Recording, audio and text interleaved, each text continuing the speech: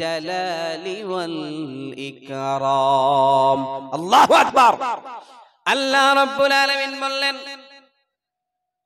আসমান আর জমিনের মধ্যে যা কিছু দেখো, চন্দ্র সূর্য গ্রহ নক্ষত্র পাহাড় পর্বত সাগর মহাসাগর যা কিছু আছে সব কিছুই হলো ক্ষণস্থায়ী। এগুলোকে নিতান্ত অল্প সময়ের জন্য আমি আল্লাহ তৈরি করেছি। এগুলোর কোনো কিছুই বাকি থাকবেন না। যিনি বাকি থাকবেন তিনি কে? এজন্য মুসলমান ভাইরা আমার, আল্লাহ রাব্বুল আলামিন তার চারজন ফেরেশতাকে বিশেষভাবে মর্যাদা দিয়েছেন। এর এক জন হলো জিব্রাইল, আরেকজন হলো মিকাইল, আরেকজন হলো আজরাইল, আর একজন হলো ইসরাফিল আলাইহিস সালাতু ওয়াস সালাম। ইসরাফিল আলাইহিস সালাতু ওয়াস সালামকে আল্লাহ রাব্বুল আলামিন শুধুমাত্র 3টা ফুৎকার দেওয়ার জন্য তৈরি করেছে। কয়টা? 3টা মাত্র ফুৎকার দেওয়ার জন্য আল্লাহ রাব্বুল আলামিন ইসরাফিল আলাইহিস সালাতু ওয়াস সালামকে তৈরি করেছেন। এবং এখন বাজে কয়টা? এখন বাজে 10:57। এই মুহূর্তেও ইসরাফিল আলাইহিস সালাতু ওয়াস সালাম তার দুই ঠোঁটের মাঝখানে শিঙ্গা নিয়ে আকাশের দিকে তাকিয়ে আছেন, and just waiting for the green signal। তিনি শুধু অপেক্ষায় আছেন আল্লাহ কখন গ্রিন সিগন্যাল দিবেন, হুকুম দিবেন, সাথে সাথে তিনি শিঙ্গায় ফুৎকার দিবেন। আর শিঙ্গায় ফুৎকার দেওয়ার সাথে সাথে দুনিয়াটা লন্ডভন্ড হয়ে যাবে। এজন্য আল্লাহ রাব্বুল আলামিন পবিত্র কোরআনুল কারীমের 101 নম্বর সূরা সূরা আল কারিয়ার প্রথম আয়াতগুলোতে বান্দাদেরকে সতর্ক করেছেন, আল কারিআতু মাল কারিআ ওয়া মা আদরাকা মাল কারিআ। আল কারিআ বিকট আওয়াজ, গগন বিদারক আওয়াজ, এমন আওয়াজ হবে যে আওয়াজ পৃথিবীর কেউ শোনে নাই। আপনারা দুনিয়ার সবচেয়ে বিকট আওয়াজ কি শুনেছেন? কেউ শুনেন নাই কোন আওয়াজ যেটা নিজের কাছে অনেক শুনেছেন? বজ্রপাতের আওয়াজ অনেক বিকট হয় না? মনে হয় আসমান জমিন ভেঙে যাচ্ছে। ওই দিন কি, যেদিন ইসরাফিল শিঙ্গায় ফু দিবে, সেদিন আওয়াজটা কি এমন বজ্রপাতের আওয়াজের মতো হবে? কথা বুঝতেছেন? কথা বুঝতেছেন না? ওই দিন আওয়াজটা কি বজ্রপাতের আওয়াজের মতো হবে? ওই দিন আরো বিকট আওয়াজ হবে। এজন্য আল্লাহ আরবিয়ানদেরকে বললেন আল কারিয়া, বিকট আওয়াজ, মাল কারিয়া। তারা বলল কি মাল কারিয়া, বিকট আওয়াজ? ওয়া মা আদরাকা মাল কারিয়া, তোমরা জানো বিকট আওয়াজ কি? আল্লাহ রাব্বুল আলামিন এই সূরার মাধ্যমে কিয়ামতের একটা চমৎকার দৃশ্য বর্ণনা করেছেন। ইয়াউমা ইয়াকুনুন নাসু কাল ফারাশিল মাবথুথ ওয়া তাকুনুল জিবালু কাল ইহনিল মানফুশ। আল্লাহ রাব্বুল আলামিন বললেন, যেদিন ইসরাফিল আলাইহিস সালাতু ওয়াস সালাম শিঙ্গায় ফু দিবে, সেদিন একটা ফুৎকার দেওয়ার সাথে সাথে মানুষগুলো নিক্ষিপ্ত পতঙ্গের মতো বিক্ষিপ্ত হবে। এই যে লাইটের মধ্যে দেখতেছেন পোকা আসতেছে, দেখতেছেন পোকামাকড় গুলো ছড়িয়ে ছিটিয়ে পড়ে যাচ্ছে না? আল্লাহ রাব্বুল আলামিন বলেন, যেদিন কিয়ামত সংঘটিত হবে সেদিন এই মানুষগুলো পোকামাকড়ের মতো নিক্ষিপ্ত হয়ে পড়বে। শুধু এতটুকুই নয়, আমার যে সমস্ত মায়েরা গর্ভবতী থাকবে, প্রেগন্যান্ট থাকবে, তাদের পেটের মধ্যে 2 মাস 3 মাসের যে অপরিপক্ক বাচ্চাগুলো থাকবে, শিঙ্গায় ফু দেওয়ার সাথে সাথে জায়গায় সন্তান প্রসব করে দিবে। আল্লাহু আকবার। কেমন ভয়াবহ অবস্থা হবে! মানুষগুলো দিক বিদিক ছোটাছুটি করতে লাগবে, সেদিন আর কেউ বাকি থাকবে না।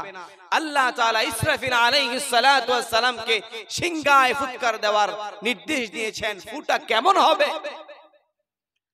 আল্লাহ রাব্বুল আলামিন কোরআনুল কারীমের 59 নম্বর সূরা সূরা হাক্কার মাধ্যমে আমাদেরকে জানিয়েছেন,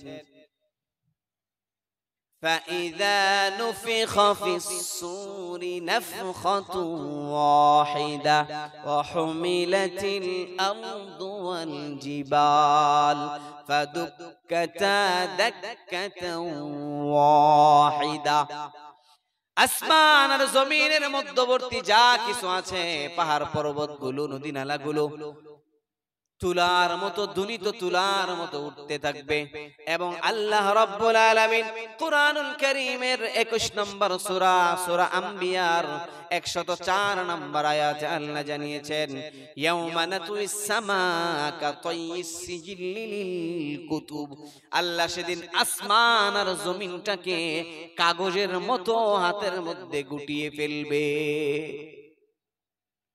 আল্লাহ তাআলা ইসরাফিল আলাইহিস সালাতু ওয়াস সালামকে ফু দেওয়ার নির্দেশ দিলে সব কিছু লন্ডভন্ড হয়ে যাবে। আল্লাহ তাআলা দ্বিতীয় ফু দেওয়ার নির্দেশ দিবেন। কয়টা ফু দিবে বলছিলাম? তিনটা। কয়টা? দ্বিতীয় ফুৎকারের সময় সমস্ত মানুষগুলো ইন্তেকাল করবে, মৃত্যুবরণ করবে। আল্লাহ রাব্বুল আলামিন মালাকুল মাউতকে ডেকে বলবে, ইয়া মালাকাল মাউত আখবিরনি মান ইয়াবকা। হে মালাকুল মাউত, এবার আমাকে বলো আর কারা বাকি আছে। মালাকুল মাউত বলবে, আল্লাহ, জিন আর ফেরেশতারা। আল্লাহ বলবেন, সমস্ত জিনদেরকেও মৃত্যু দিয়ে দাও। সমস্ত জিনদেরকে মৃত্যু দেওয়া যে পরিমাণ কষ্ট, এক ইবলিসকে আল্লাহ সেই পরিমাণ কষ্ট দিয়ে মৃত্যু দিবে। আবার আল্লাহ জিজ্ঞেস করবে, আখবিরনি মান ইয়াবকা, এবার বলো কারা কারা বাকি আছে। ফেরেশতা বলবে, আল্লাহ, এবার তোমার সমস্ত ফেরেশতাদেরও জান কবজ করা হয়ে গেছে, তোমার 4 জন ফেরেশতা বাকি আছে। আল্লাহ বলবেন, আমার হুকুমে যেই ফেরেশতা আসমান থেকে নবী রাসূলদের কাছে পয়গাম নিয়ে যেত, তাকেও মৃত্যু দিয়ে দাও। আল্লাহ তাআলা জিবরাইল আমিনের জান কবজ করে ফেলবেন। তারপর আল্লাহ বলবেন, এবার যে ফেরেশতা আমার হুকুমে আসমান থেকে বৃষ্টি নাজিল করত, রিজিক বর্ষণ করত, তারও মৃত্যু দিয়ে দাও। মালাকুল মাউত তাকেও মৃত্যু দিয়ে দিবেন। আল্লাহ তাআলা এবার ইসরাফিলের মৃত্যু দেওয়ার কথা বলবেন। ইসরাফিলের ফু দেওয়ার কথা ছিল কয়টা? 2টা। 3টা দিছে কয়টা? 2টা, তাই না?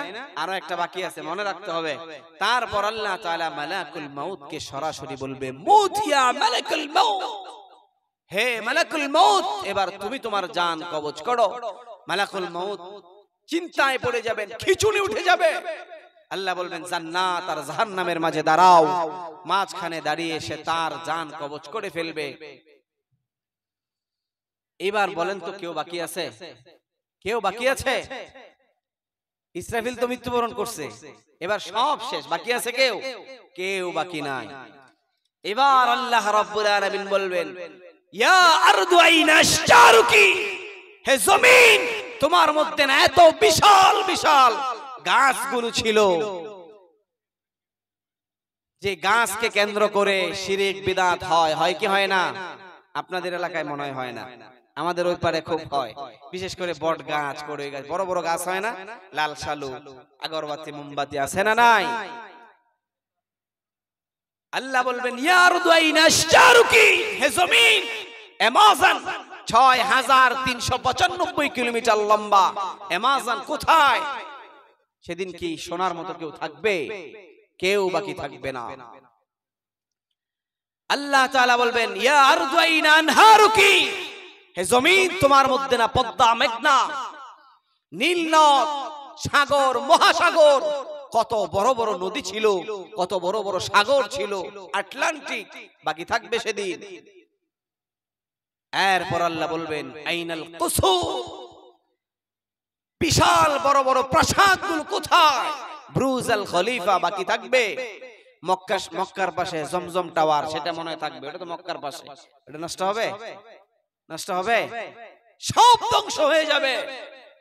সব শেষে আল্লাহ বলবেন, আইনাল জাবাবিরা, অত্যাচারী শাসকেরা কোথায়?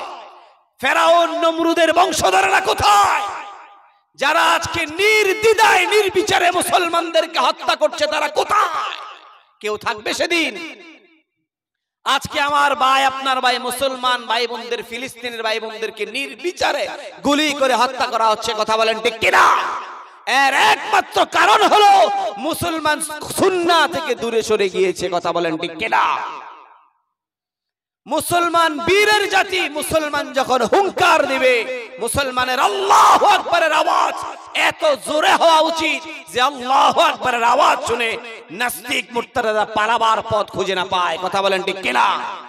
আজকে মুসলমানের আল্লাহু আকবারের আওয়াজ আস্তে হওয়ার কারণে গোটা পৃথিবীতে মুসলমান নির্যাতিত নিপীড়িত। কথা বলেন ঠিক কিনা? আজকে মুসলমানের আল্লাহু আকবারের আওয়াজ আস্তে হওয়ার কারণে বার্মায় মুসলমানদের বুক ফেরে কলিজা বাইর করা হয়। আজকে মুসলমানের আল্লাহু আকবারের আওয়াজ আস্তে হওয়ার কারণে ফিলিস্তিনি মুসলমানদেরকে গুলি করে বম্পিং করে হত্যা করা হচ্ছে। কথা বলেন ঠিক কিনা? মুসলমান আজকে সব দিক থেকে নির্যাতনের শিকার। আপনি ইতিহাস ঘেটে দেখেন, আজকের পূর্বে ইসলামের ইতিহাসে এত মুসলমান কখনো ছিল না। আজকে মুসলমানদের যে পরিমাণ সম্পত্তি আছে, এর আগে কখনো মুসলমানদের এত পরিমাণ সম্পত্তিও ছিল না। তারপর মুসলমান কেন আজকে এত মাইর খাচ্ছে? এর একমাত্র কারণ হলো আমরা পরিপূর্ণ মুসলমান, ইয়াকিনওয়ালা মুসলমান আজও হতে পারি না। এই কথা বলেন ঠিক কিনা? এজন্য নিজেদেরকে পরিবর্তন করার দরকার আছে না নাই? আমি আপনি যদি এটা বুঝি যে এখান থেকে আমাকে চলে যেতে হবে, এখানে আমি থাকার জন্য আসি নাই, এটা আমাকে আখিরাতের ফসল কামাই করার জন্য সুযোগ দেওয়া হয়েছে। এক্সাম্পল স্বরূপ বলি, আপনাদের মাধ্যমিক উচ্চ মাধ্যমিক পরীক্ষা হয় না, তখন কোন ছাত্র যদি তার পাশের ছাত্রকে বলে যে পরীক্ষার সময় তো 3 ঘন্টা, চলো 1 ঘন্টা গল্প করি, বাকি 2 ঘন্টা পরীক্ষা দিব, কেউ মানবে? পাশের জন বলবে না সে তো পাগল হয়ে গেছে, বলবে না সে পাগল হয়ে গেছে? তো আল্লাহ রাব্বুল আলামিন আপনাকে একটা নির্দিষ্ট ডিউরেশন দিয়েই দুনিয়াতে পাঠিয়েছেন, তারপরেও আপনি আপনার সময়গুলোকে কেন নষ্ট করছেন? পরীক্ষার হলে যেমন আপনি জানেন 3 ঘন্টার পরে আর পরীক্ষা দেওয়ার সুযোগ নাই, এটাও আপনাকে জানতে হবে চক্ষু বন্ধ হয়ে যাওয়ার পরে আর আমলের সুযোগ নাই। কথা বলেন ঠিক কিনা? তাহলে নিজেদেরকে পরিবর্তন করার দরকার আছে না নাই? নিজেদেরকে পরিবর্তন করে ফেলতে হবে। মুসলমান ভাইয়েরা আমার, আমরা যদি আমাদেরকে পরিবর্তন না করি, আমাদেরকে ফেরেশতারা আসমান থেকে এসে নিজেদের পরিবর্তন করে দিয়ে যাবে না? দিবে? আমরা আমাদেরকে পরিবর্তন করতে হবে। আল্লাহ তাআলা আমাদেরকে বুঝার তৌফিক দান করুক, নিজেদেরকে পরিবর্তিত হওয়ার তৌফিক দান করুক। যে কথা বলতেছিলাম, আমি আপনি এখানে কেউ থাকার জন্য আসি না, এখান থেকে চলে যাব। কিয়ামত যেদিন সংগঠিত হয়ে যাবে, সবকিছু লন্ডভন্ড হয়ে যাবে, কিছুই বাকি থাকবে না। সেদিন একমাত্র বাকি থাকবে কে? এজন্য আল্লাহ বলবেন লিমানিল মুলকুল ইয়াউম লিল্লাহিল ওয়াহিদিল কাহ্হার। মুসলমান ভাইরা আমার, আল্লাহ রাব্বুল আলামিন সেদিন কাহ্হার রূপ ধারণ করবেন এবং সকলকে উদ্দেশ্য করে বলবেন, আজকে কি আছো কোনো বাদশা আমার সামনে দাঁড়িয়ে কথা বলবে? সেদিন কেউ বাকি থাকবে না। আল্লাহ রাব্বুল আলামিন হুকুম দিয়ে দিবেন। আল্লাহ বলেন, মিনহা খালাকনাকুম ওয়া ফিহা নুঈদুকুম ওয়া মিনহা নুখরিজুকুম তারাতান উখরা। আল্লাহ এবার ইসরাফিল আলাইহিস সালাতু ওয়াস সালামের রূহ ফুৎকার করে দিবেন। উঠে প্রথমেই তিনি তৃতীয় ফুৎকার দিবেন। ফুৎকার দেওয়ার সাথে সাথে মিনহা খালাকনাকুম ওয়া ফিহা নুঈদুকুম ওয়া মিনহা নুখরিজুকুম তারাতান উখরা। মানুষগুলো উঠে দিক বেদিক ছুটোছুটি করতে লাগবে। যাকে যেখানে শায়িত করা হয়েছিল, যারা বিমান দুর্ঘটনায় ইন্তেকাল করেছেন, মৃত্যুবরণ করেছেন, তারা ওই মৃত ছাই থেকেই উঠবে। যারা লঞ্চ দুর্ঘটনায় মরেছেন তারা পানি থেকেই উঠবে। যাদেরকে কবরস্থ করা হয়েছিল তারা মাটি থেকে উঠবে। উঠে তারা বলবে, ক্বালু ইয়া ওয়াইলানা মান বা'আথানা মিন মারকাদিনা হাযা মা ওয়া'আদার রাহমান ওয়া সাদাকাল মুরসালুন। তারা প্রত্যেকে উঠে বলবে, আমাদের ঘুম ভাঙানো কে? ফেরেশতারা উত্তর দিবে, হাযা মা ওয়া'আদার রাহমান, তোমাদের রহমান, তোমাদের রব, তোমাদের পরওয়ারদিগার, তোমাদের মালিক তোমাদের ঘুম ভাঙিয়েছে। ওয়া সাদাকাল মুরসালুন, যেই দিনটার কথা সমস্ত নবী রাসূলগণ তোমাদেরকে শুনিয়েছে। সকল মানুষগুলো উঠবে, উঠার পর 50,000 বছর দাঁড়িয়ে থাকতে হবে হিসাব দেওয়ার জন্য। আম্মা জান আয়েশা এবং সমস্ত মানুষগুলো নগ্ন অবস্থায় থাকবে, উলঙ্গ অবস্থায় থাকবে। আম্মা জান আয়েশা সিদ্দিকা রাদিয়াল্লাহু তাআলা আনহা বিশ্বনবী মুহাম্মদুর রাসূলুল্লাহ সাল্লাল্লাহু আলাইহি ওয়াসাল্লামকে জিজ্ঞেস করলেন, ইয়া রাসূলুল্লাহ, কিয়ামতের আগ পর্যন্ত যত মানুষ দুনিয়ায় আগমন করেছিল সকলে সেদিন দাঁড়াবে, এত মানুষের সামনে আমাদের লজ্জা লাগবে না ইয়া রাসূলুল্লাহ? বিশ্বনবী বললেন, আয়েশা তুমি লজ্জার কথা বলছো, সেদিন মানুষগুলো উঠে যে আকাশের দিকে তাকাবে, কখন বিচার শুরু হবে এই চিন্তা করতে করতে 50,000 বছর অতিক্রম হয়ে যাবে, কারো কোনো হুঁশ থাকবে না। ওই দিনটার ভয় আমাদের মধ্যে আসার দরকার আছে না নাই? আল্লাহ বলবেন, ইকরা কিতাবাক কাফা বিনাফসিকাল ইয়াওমা আলাইকা হাসিবা। আল্লাহ বলবেন, পড়ো, তুমি তোমার আমলনামা পড়ো, তুমি নিজেই পড়ে একটা নিজে নাম্বার দাও। পরীক্ষা দিয়ে এসে আমরা বলতে পারি না যে আমি 80 পাবো, 90 পাবো। কারণ যে পরীক্ষা দেয় সে প্রশ্ন দেখেই বলতে পারে আমি এটা হইছে, এটা হইছে, এরকম হিসাব করে না। সে রেজাল্ট বের হওয়ার আগেই একটা রেজাল্ট তৈরি করতে পারে, পারে কি পারে না? আল্লাহ হিসাব নিকাশ শুরু হওয়ার আগে আল্লাহ বলবেন, ইকরা কিতাবাক কাফা বিনাফসিকাল ইয়াওমা আলাইকা হাসিবা। পড়ো, তুমি তোমার আমলনামাটা পড়ো। সে আমলনামা পড়তে চাইবে না, তার ভয় লাগবে। সে দেখবে এখানে যাররা থেকে যাররা, ছোট থেকে ছোট, বড় থেকে বড়, ভালো মন্দ সব কিছু লেখা আছে।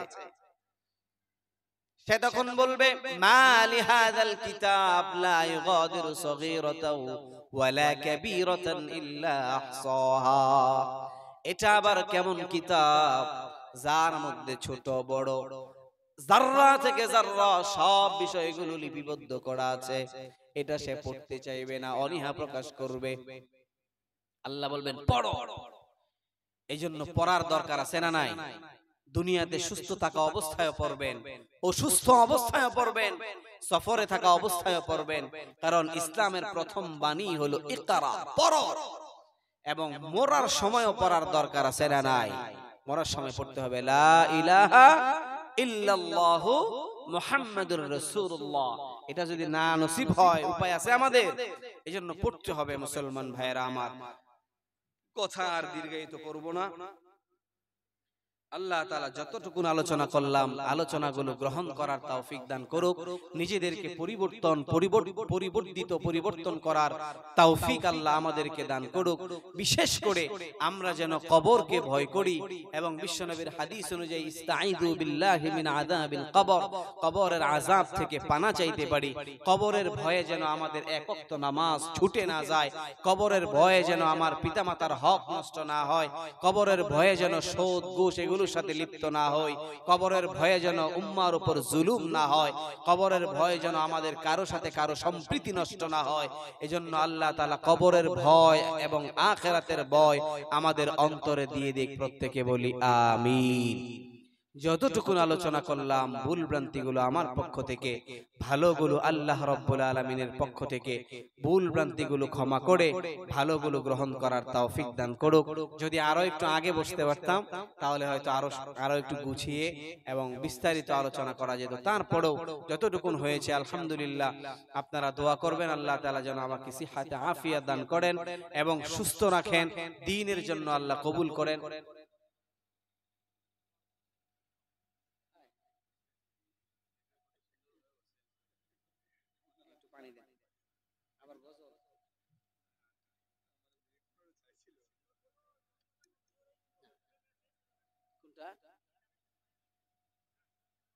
না বলছি তো কোন যুবকের, হ্যাঁ শেষ করছি, আপনার মনোযোগ ছিল না।